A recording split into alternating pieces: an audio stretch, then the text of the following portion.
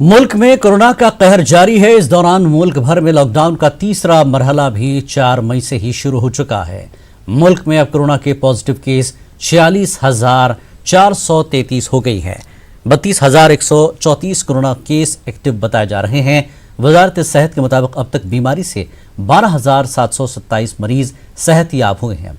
वबा के नतीजे में मुल्क भर में अब तक 1568 अमवात हुई हैं। 24 घंटे में अब तक का सबसे ज्यादा 195 अमवात हुए हैं। गुज़श्ता रोज शराब की दुकानें और ठेके खोलने के बाद लाखों की तादाद में लोग सड़कों पर निकल आए और सोशल डिस्टेंसिंग की धज्जियां उड़ा दी। ऐसे में रियासती हुकूमतों की जानिब से कई नए कवानीन लगाए गए हैं, जिस पर आज से अमल आवरी का सिलसिला शुरू होगा।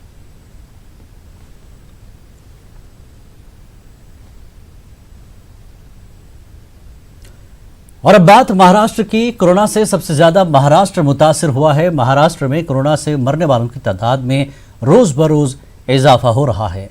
रियासत में कोरोना से पिछले 24 घंटों में 35 अफराद हलाक हुए, वहीं 771 नए मामले सामने आए हैं, जबकि मुतासरीन की मजमूई तादाद 14,500 से तजावुज कर गई है और महलूकीन की तादाद 583 तक पहुंच चुकी है।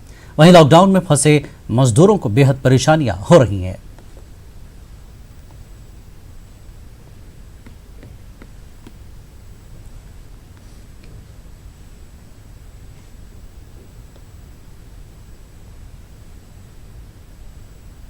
मध्य प्रदेश के मुख्तलिफ अजला में देर रात 45 मामले सामने आए हैं। सूबे में कोरोना वायरस के मरीजों की तादाद में बड़ा इजाफा दर्ज किया गया। एमपी ने कोरोना वायरस के मरीजों की तादाद के मामले में 3,000 के हिंसे को पार कर लिया है। मध्य प्रदेश में कोरोना वायरस की मरीजों की मजमूई तादाद बढ़कर 3,030 हो गई है। मध्य प्रदेश में कोरोना वायरस से अब तक 167 लोगों की मौत हो चुकी है, तो वहीं मध्य प्रदेश में कोरोना वायरस को शिकस्त देकर अस्पताल से अब तक 993 लोग सेहतमंद होकर अपने घर जा चुके हैं।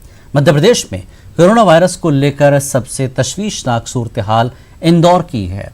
इंदौर में देर रात कोरोना वायरस के 43 नए मामले सामने आए हैं। इनसे इंदौर में कोरोना वायरस के मरीजों की तादाद बढ़कर 1654 हो गई है। वहीं इंदौर में अब तक 79 लोगों की कोरोना वायरस से मौत हो चुकी है। मध्य प्रदेश में कोरोना वायरस शहर से गांव की जानिब बढ़ता जा रहा है।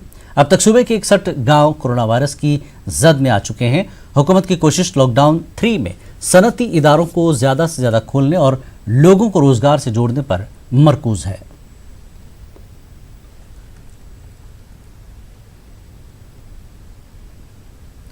मध्य प्रदेश बीजेपी के नायब सदर और भोपाल हुजूर असेंबली सीट से रुकन असेंबली रामेश्वर शर्मा ने मध्य प्रदेश में कोरोना वायरस फैलने के लिए कांग्रेस और तबलीगी जमात को जिम्मेदार ठहराया है।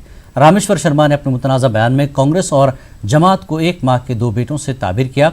वहीं कांग्रेस ने बीजेपी पर जवाबी हमला करते हुए इसे कोरोना वायरस की रोकथाम में हर महाज पर नाकाम होने का इल्ज़ाम लगाया। साबिक़ वज़ीर कानून पीसी शर्मा का कहना है कि राशन तकसीम की आड़ में कालाबाजारी करने के साथ बीजेपी ने संबल योजना को दोबारा शुरू करके अपने लोगों को फ़ायदा पहुंचाने की कोशिश की है।